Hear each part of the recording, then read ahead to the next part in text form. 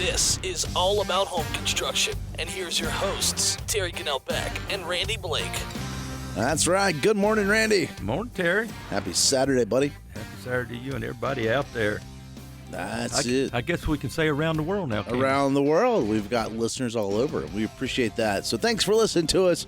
Whether you're on WATA Saturday morning or you're listening to the podcast later on, we appreciate you. And we thank you very much. So yes, we do. Thanks for supporting the show. It's always fun too, and we, it's just great. It's why we do it. It's why we get up on Saturday mornings and get in here and do it. So thanks again. But hey, don't forget, if you're getting up here Saturday morning right now, there's breakfast. Yeah, breakfast at the VFW. The Scots are back. Yay! So even though they're not in uniform, they're not. That's okay. It's cold. It's cold enough. So be a good day to go. I like a good breakfast, so go on out to the VFW here in Boone and support the local VFW breakfasts. So glad they're getting that going again, and missed it last month. Well, they I guess everybody's getting a little older.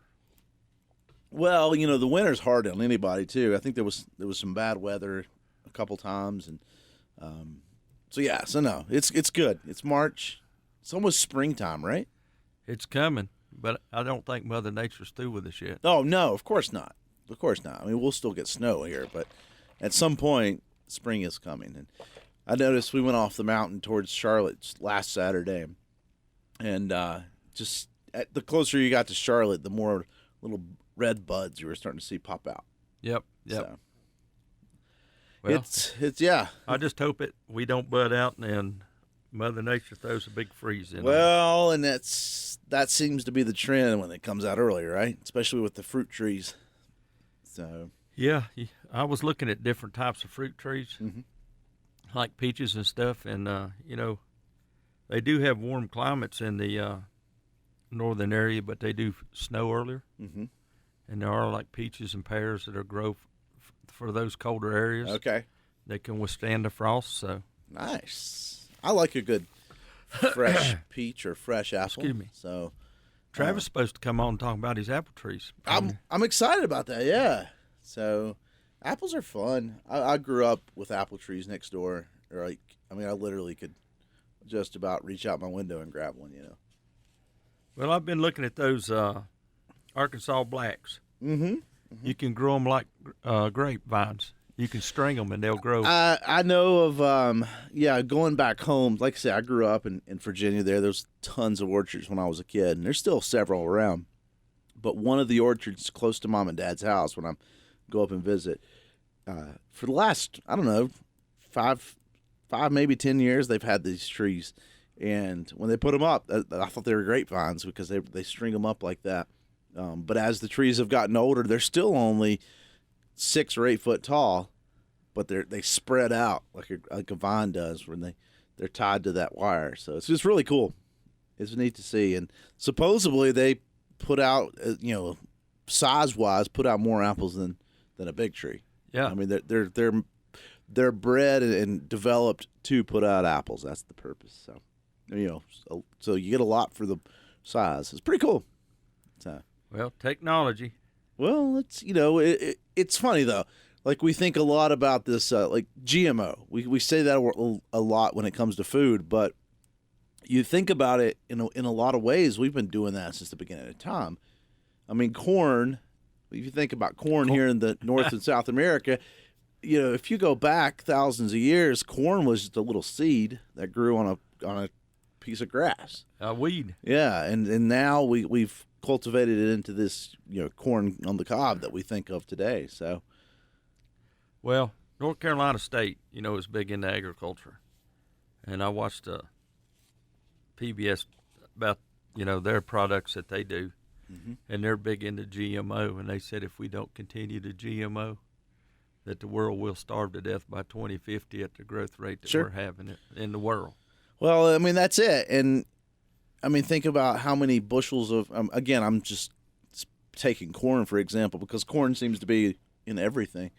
But, it's, you can get, 90 bushels an acre now?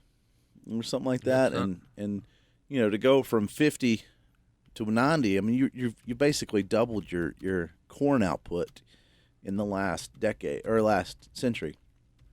Well, when I was in Europe,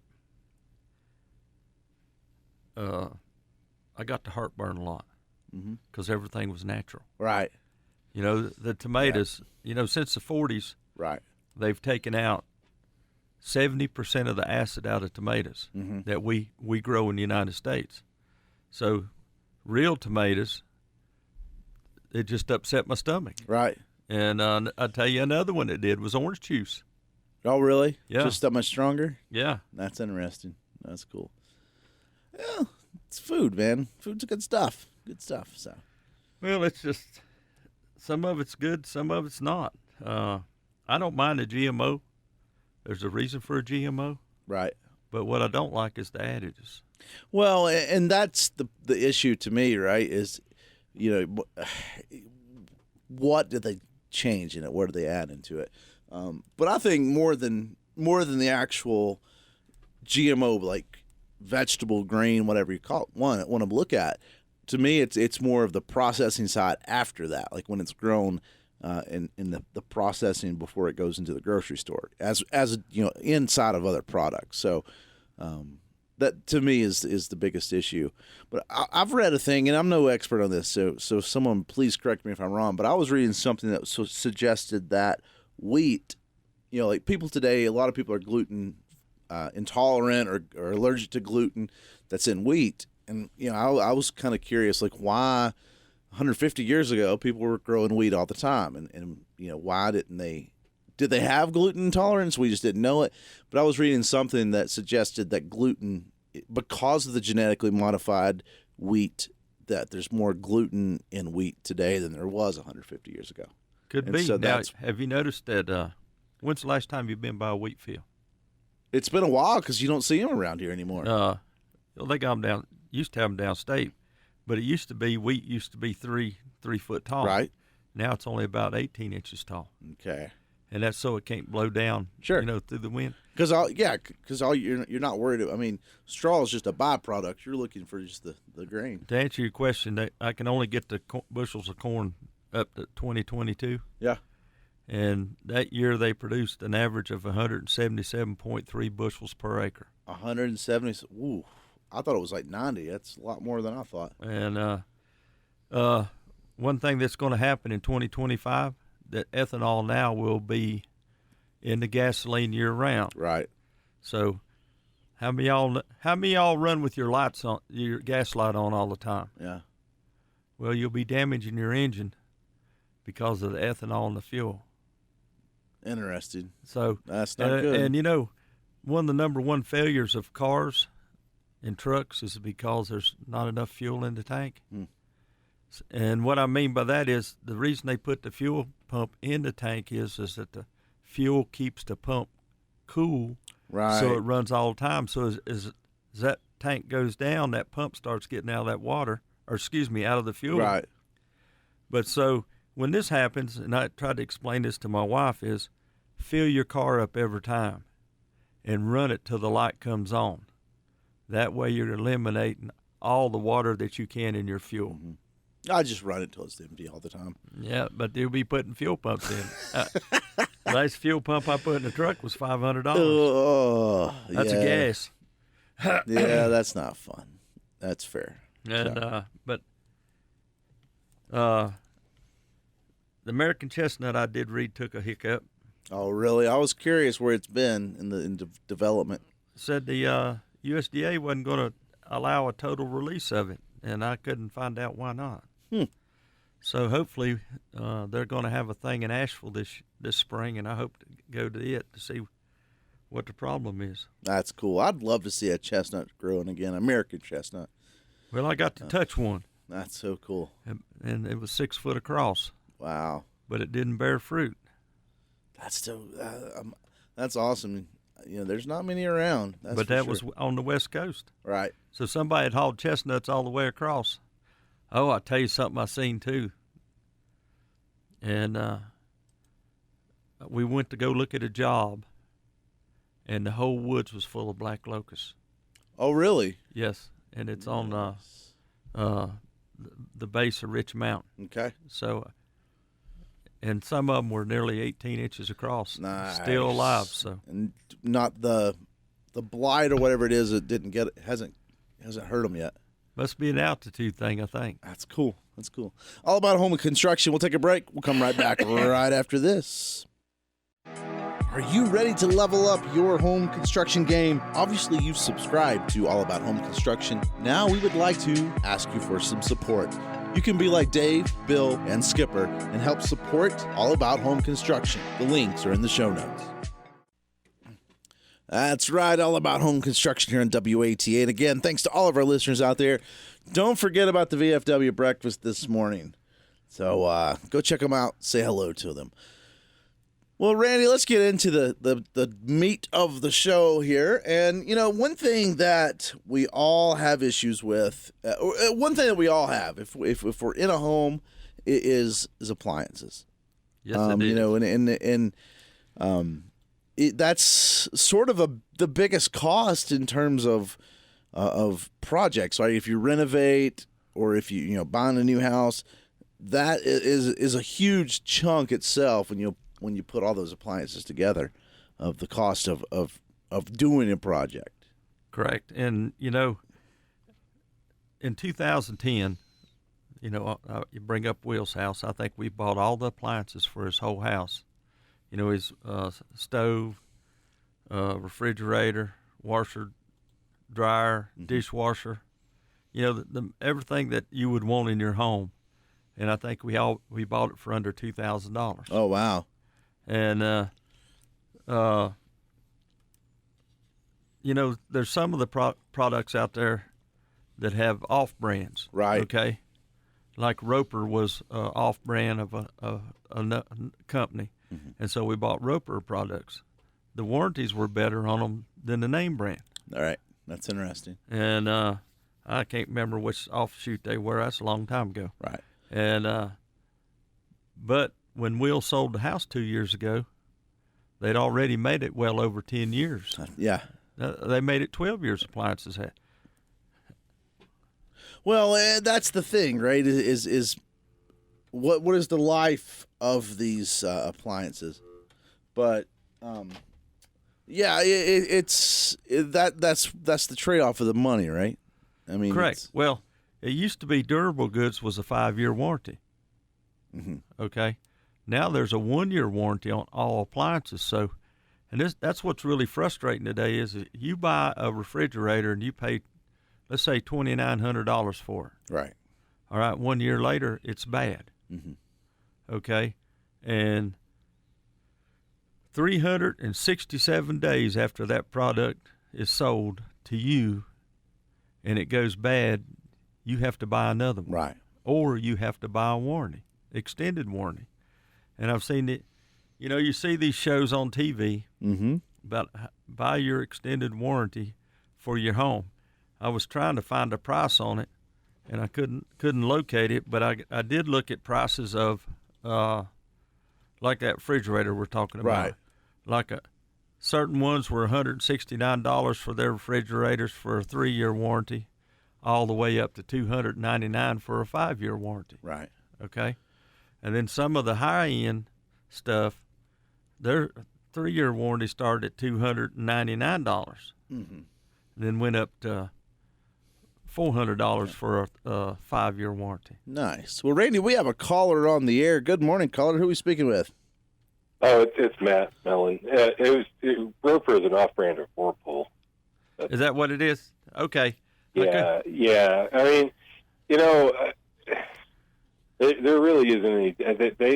They have different labels and all that, but inside usually it's the same parts, and it amazes me how many people throw away appliances that can be fixed. Correct. It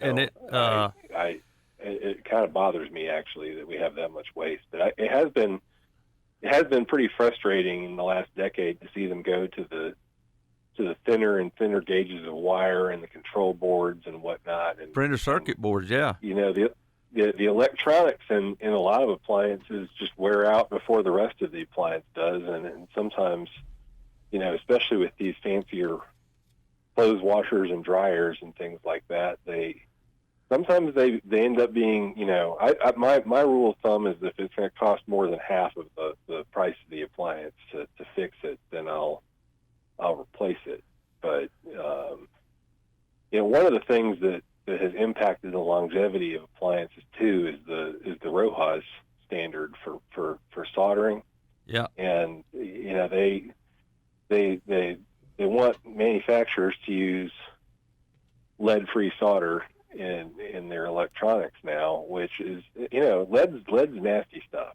That's an admirable goal. We don't really want to use lead, but the RoHS compliant solder that they put in that stuff tends to grow whiskers over the years, and the mean time to failure on a RoHS solder joint is something like 9 years, right? So now, is that because it's a softer product and the heat of the printer circuit board? Yeah, well, the RoHS solder will eventually oxidize and grow little whiskers, and when anything that grows conductive whiskers, eventually it's going to start arcing to whatever's next to it. Yep. Right. And so it tends to, components tend to short out and burn out, chips on component boards and whatnot. Do you repair appliances? I mean, just my own, Okay. I watch the same YouTube videos everybody else does. But, my daughter watches it and still has to call a home repair man because she'll go, I did it, but it don't work. Well, a lot of appliances, they're the pieces in them are modular, right? So you can go online and or you can call RNC Appliances here in town, and we've used them before for projects that were things that I didn't want to dig into, but were the price was right to get it fixed. There used to be a little there are other reputable folks around here too. Place on 105 bypass. So you could buy the parts from him for yourself. I don't know if it's still there or not. I know the sign's there. So. Yeah. So what's frustrating to me about appliances breaking is it always happens at the worst time. I remember a couple of years ago, I have one of those Rheem electric hot water heaters, the tankless ones. Right. And I've actually been through 3 of those, and they don't last forever, especially with the corrosive water we have in Boone and whatnot. So it's, and I think we've had a discussion about that before, but right. It died on Holy Thursday or Good Friday, and I couldn't get another one until Lowe's doesn't carry them anymore, and everybody else is closed on Saturday, and I ended up driving to Mountain City, getting in my airplane and flying to Abingdon, Virginia, to go to a Home Depot to buy one up there because they had it in stock up there. That's great. But it's just appliances. They always seem to die at the most inconvenient times, and one of the problems I think that we have with this whole e-commerce based society and not really having local sources for a lot of parts anymore. A lot of times you go somewhere, a plumbing supply or hardware store or whatever, and what you need to repair something, if it's a manufacturer model specific part, now they have to order it anyway too. Yeah, that COVID really started a lot of that mess. The lead time for shipping and all that. If you've got 4 kids in your house and there's 12 loads of laundry to do, it's you Yep, been there, done that. You got that honeydew pressure to get it done. It's a nightmare, right? And like you said, it always goes out when you're using it, obviously. And I've been there with washers and dryers, and it's like, do you have to do this? At least with a dishwasher, it's not fun. You can do the dishes. Yeah, you can do the dishes. The dishwasher, you can go buy a bottle of Dawn and do the dishes. Yeah, but the clothes, man. There's a way to make your spouse happy there. But I've got we've got the LG washer, and a while back, the kids were washing some stuff, and it's giving me a code. It's beeping at me, and I look up the internet, of course, and the code is like it's not draining. That was the problem. Well, come to find out, on that model in the front, there's this little filter, so you can open the little door and unscrew this little filter and clean out. It's like a trap that cleans out all the dirt and stuff. Sounds great, right? Well, guess what? Do you know how heavy a washer is full of clothes and water? It's not very easy to get it outside to drain. So, Where's your hand truck, Terry? it was, well, there's not enough room was a problem. Correct. It's like, Well, yeah, and some of those washers, you can't just like take a hand truck and put it underneath because there's nothing under there. Yeah, it's all nothing under there. Yeah, you're gonna You bend just it gotta all up. Rip into a hose or break a mount or something. Yep. Yeah, but we have another off-brand of Whirlpool now is Cabrio, Okay. and we have a Cabrio washer that it started making spaceshipy noises and stuff and clinkety clunkities, and what we found out happens with it, they designed it such that the motor sits underneath the center of the. It's got, instead of having like a motor that belt drives Mm-hmm. the tub, the motor actually sits on the bottom of the tub Direct Gotcha. drive. and spins and whatnot. And eventually, the shock mounts that hold that stuff in there wear down, and the motor actually sinks vertically in the cabinet to where we have one of those PVC sort of drain pans underneath Right. it in case something were to break and leak, it wouldn't just like leak out all over the floor. It's going to leak into the drain pan, and those drain pans have they're raised by about a half an inch in the center. They're not completely flat. They have like a pattern to them. Sure, to push it out. And yeah, eventually what happens is the shock mounts wear down, and the motor actually starts rubbing on the drain pan. So it gets a hole in it, huh?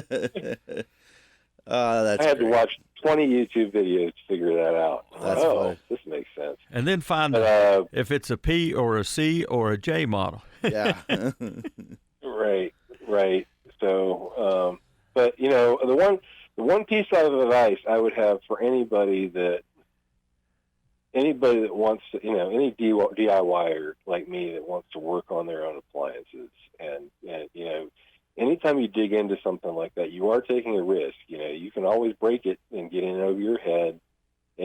But the most important thing is be wary on all these appliances of the very sharp sheet metal edges. Yeah. I be careful about making sure you wear gloves. Make sure you unplug the appliance so you don't shock yourself. Right. Especially if it's not a 110 appliance. Yeah. Well, that's it, right? Like you're getting 220, and Yeah, that 220 will kill you. and my suggestion would be have lots of screwdrivers because everything's a different size. Yep. Or Torx. Yeah. You're gonna get the whole exterior tour part, and then you're gonna get in there and be like, "Oh, you need a T15." Yep. Yep, exactly. And somewhere in there, it's gonna have something metric or something Torx that you don't have, and just however long somebody says it's gonna take for you to do it yourself, multiply it by 4. Yeah. It's something always happens. Yep. And no matter what you think, how easy it looks, or how much you think you're prepared, you're going to be mad at the end until it works. That's the reason Randy builds houses, doesn't repair appliances. I remember we had a dryer once that has the little lint trap up top, on the top part, and slides down. And one of the kids, I don't know if they were on purpose or what, but there was somehow a pen, like a pencil and pen, got stuck down, like fell down in there when they were cleaning out the trap. I think it was just a kid playing, but they say it fell on its own down in there. So I'm like, all right, you could hear it like it was catching the fan. It was messing it up. So I had to tore it apart, pull it out, and of course it's a dryer, and I hate dryers because I hate the dryer vents. I can never get those things to get back on.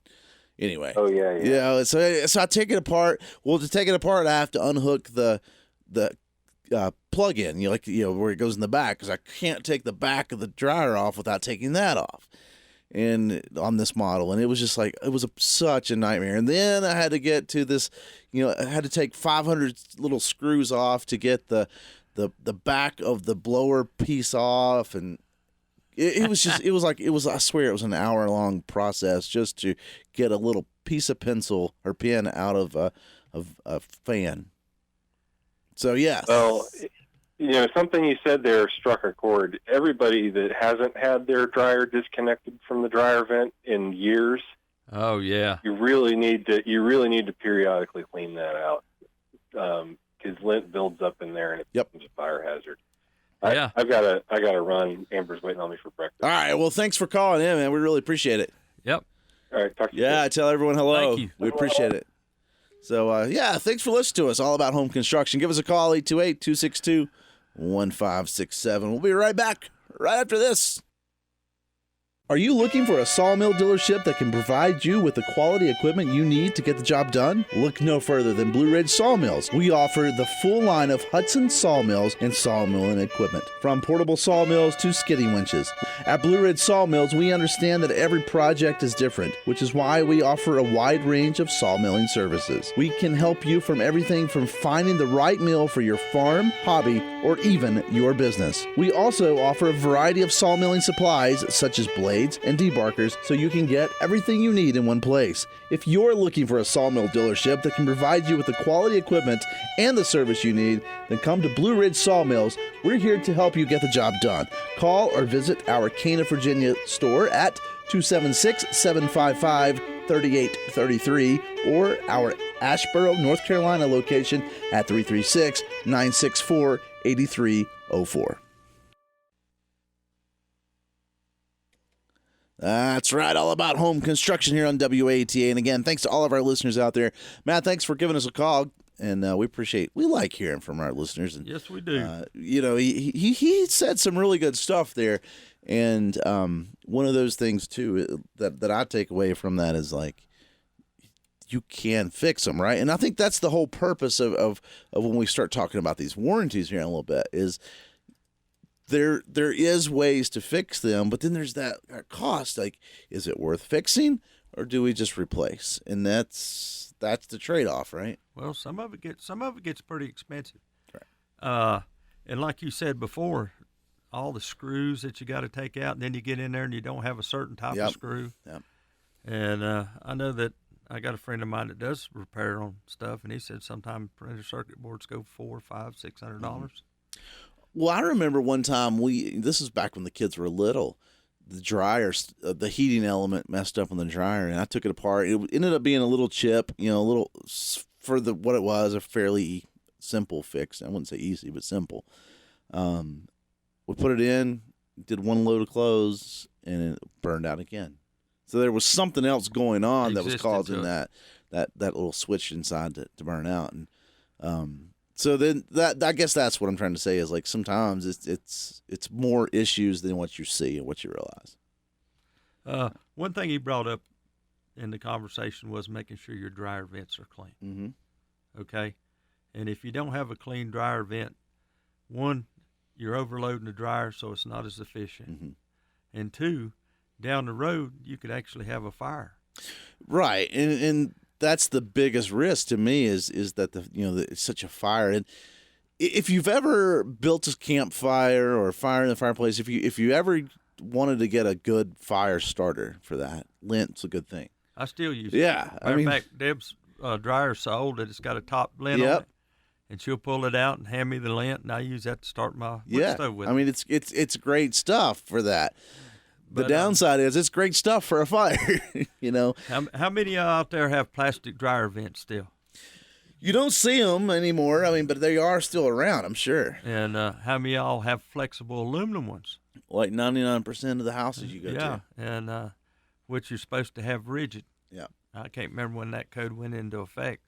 But I was telling Terry, we worked on a house where the dryer, from the dryer to the outside, was 20 foot. Mm-hmm. All right. And one thing they used is they didn't use metal. They used Schedule 40 4-inch pipe, okay? Can you do that? No, not legally. because I never thought about it, okay, till I watched Buck Welborn start spraying in insulation. Mm-hmm. And the static charge that is called from the insulation going through the plastic pipe, and you can watch it arcing inside the plastic pipe. Oh, really? Yeah, so as your dryer's loading up with lint and stuff, and you're blowing it through that PVC pipe, you're actually creating a static charge that you never know one day might ignite on you. It wouldn't take much, right? We just said lint's flammable. Because watching Buck spray that insulation in, you know, we were in a crawl space where we had lights on them. Not really a crawl space. We was in a house, but we didn't have all lights installed and stuff because it's rough in, and you could see that static charge going through that pipe. Really? And so what I was getting at is if you travel any distance at all, Amazon has a 4-inch inline dryer vent that's a booster motor that is current sensor. When you turn the dryer on, it turns on, so it don't blow all the time. Right.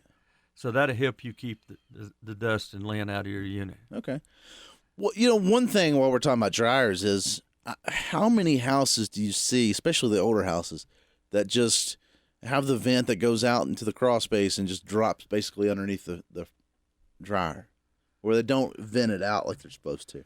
Oh, quite a few. Matter of fact, we worked on a house where the dryer vent came straight up into the attic and killed itself. All right. So the homeowner had black mold. Because all that warm humidity on the back of the plywood. And he said, I got a roof leak. And he said, or I told him, I said, no, you don't. You got a condensation problem from your dryer vent. It was like a foot away from the plywood. Right.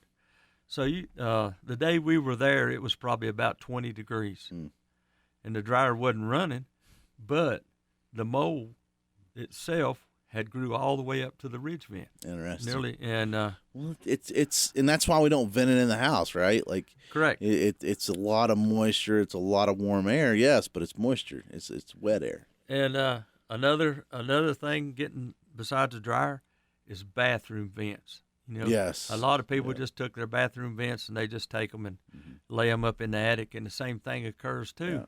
You create a mold situation because of the condensation out of your bathroom when you're taking a shower. That's fair.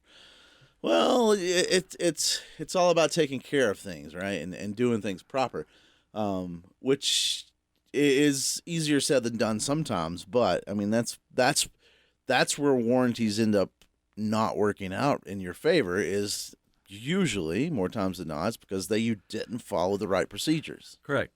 And so, like we said, we talked about extended warranties. I got a list of appliances up here, Terry, and it lists what the best appliance is from each manufacturer. Nice. And Bosch, the only thing they rate on Bosch is a dishwasher. Okay. And I happen to have a Bosch dishwasher. I don't mind the dishwasher. What I do mind, it takes 3.5 hours to wash your dishes. Yeah, I mean, I've got one that takes forever. Mine has like a short cycle, and that short cycle is an hour long. And but that's because nobody wants noise. Right. And it's not, you can hardly hear it running. And that's the reason it takes so long. And but I do not like the plastic clips inside them where they fold down and stuff. Yep. They fall off. You take them out. And so the moral of the story is once your clips start to disappear, which I need to get online and buy some, you can't wash as many dishes. Right. It's good for pots and pans in. Yeah. Believe it or not, we all grew up with the name Electrolux, vacuum cleaners. And they have one of the best washing machines on the market, best front load washer, and best washer dryer set. Okay. And you get online and look at them, and they give you the number. Now let's get into American-made product. Frigidaire. Right. Best induction range, best fridge, best best counter depth fridge. How many times you gone in a house where the guy bought a refrigerator bigger than his countertops? Yeah. So you can't pull a drawer out. Yes. or a stove that has a cabinet door right beside it. Same thing. Yeah. Yeah. Best French door fridge. Now, I like a French door fridge. I like some of these. French door to me is a better one because it holds just as much junk as one of the bottom freezers do.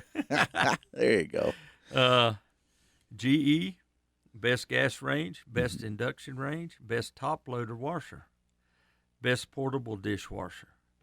The only problem I have with GE now is GE got bought by China. Right. And that was a pretty interesting story there. And they were trying to get into GE's airplane division on their jet engines for their airplanes.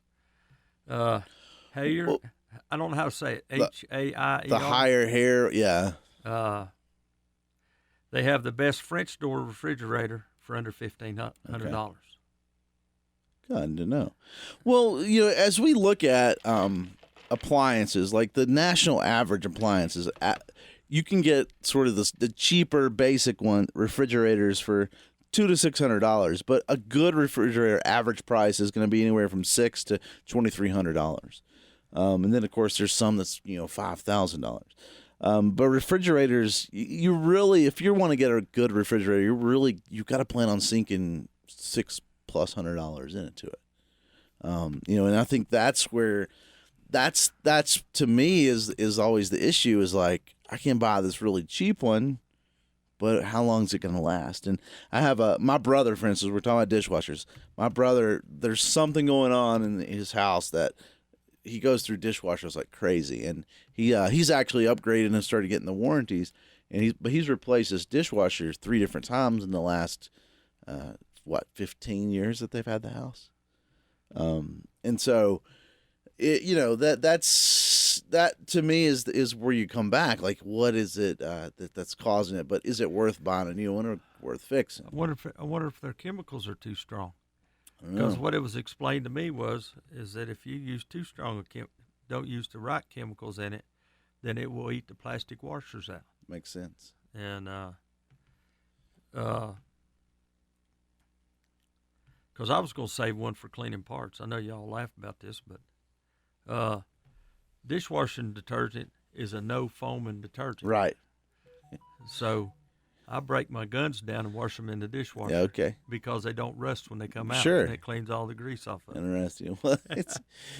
Well, we've all got kids. I'm sure I'm not alone when I say I've had a kid who decided, we're out of dishwasher detergent, so they're going to put regular soap in there, regular dish detergent in there. Well, you can, but you can't put much in. It's great to see a bubble bath in your kitchen floor. Thanks for listening to us.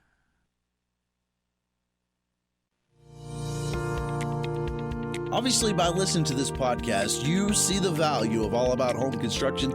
Well, by joining our listener supporter community, you're not just tuning in, you're standing with us as we are able to support and fuel our passions of the construction industry. As a listener supporter, you'll enjoy exclusive perks, including hearing your name, or maybe even your business name, on our show. So please go to our Spotify website. The link will be in the show notes, and join. You can join for as little as $1 one-time fee, $1 a month, $5 a month, whatever you think you can afford. Every single penny helps to keep this show going as we can continue to grow and do lots more things. Thanks a lot. And again, more importantly, thank you for listening to this.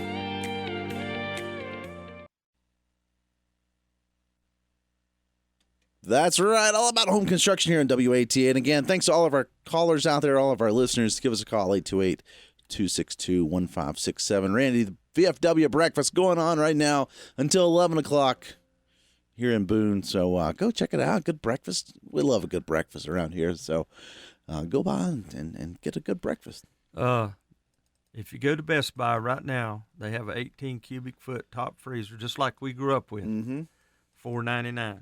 I ain't seen one that cheap in a long time. That's interesting. Well, for the man cave. Ooh, here's the thing though. With appliances, we're starting to see a lot more of these specialty, if you will, appliances. Like you can now get ice makers that sit on your countertop so you can have extra ice, or you can see, beer fridges or wine coolers, things like that. It's just because things are cheaper to make than they were, a decade or more ago.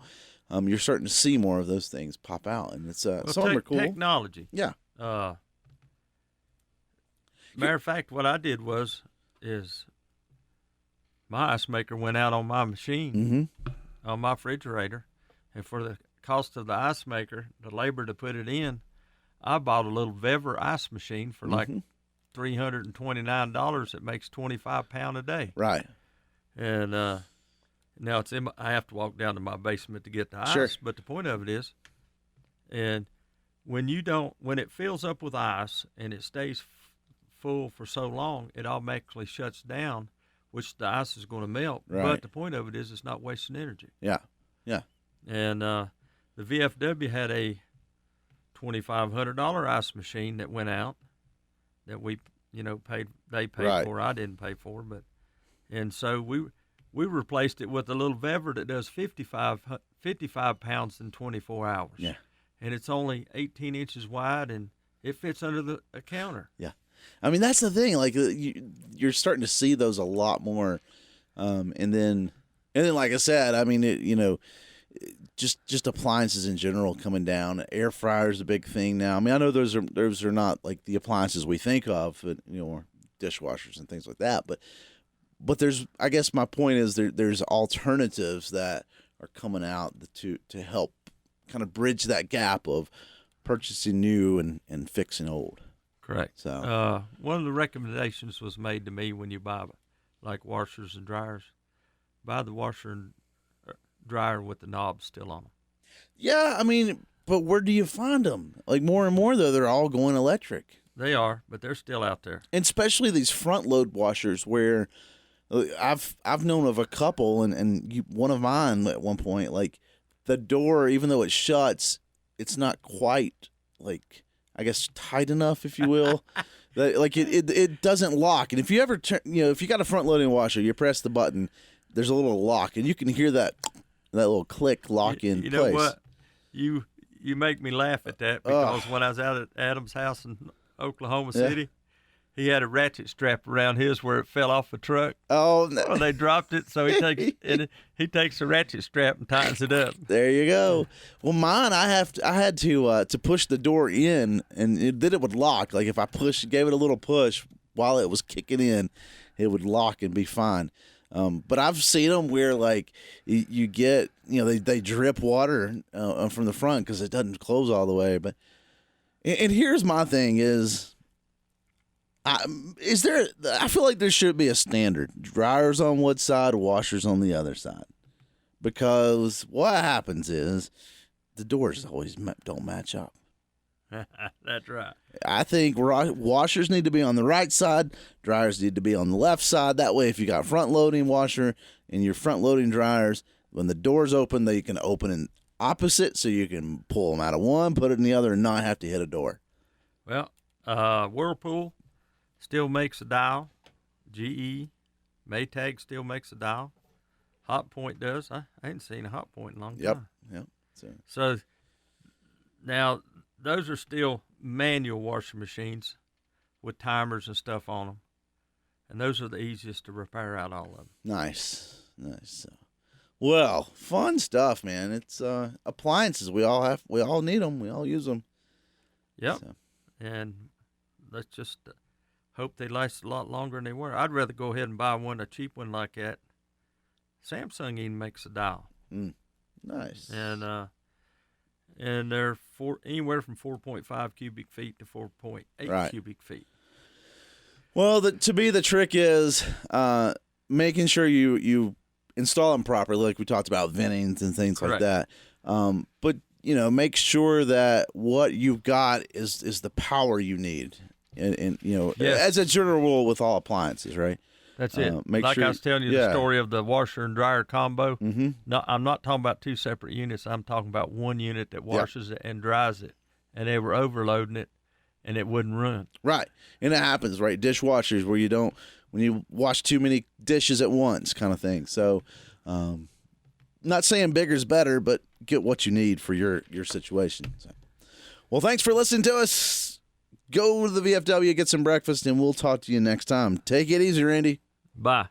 Thanks for listening to the podcast edition of All About Home Construction. We want to thank Skipper, Dave, and Bill for supporting the show. If you're enjoying this episode and you want to help us by creating some more awesome content, there are a few ways you can show your support. Subscribe and leave a review on your favorite podcast platform. This actually helps us reach new listeners and climb the charts. And please share this episode with your friends and family. Word of mouth is always the best kind of advertising. You can support us directly through our page on Spotify. The links are in the show notes. Thanks for listening to us.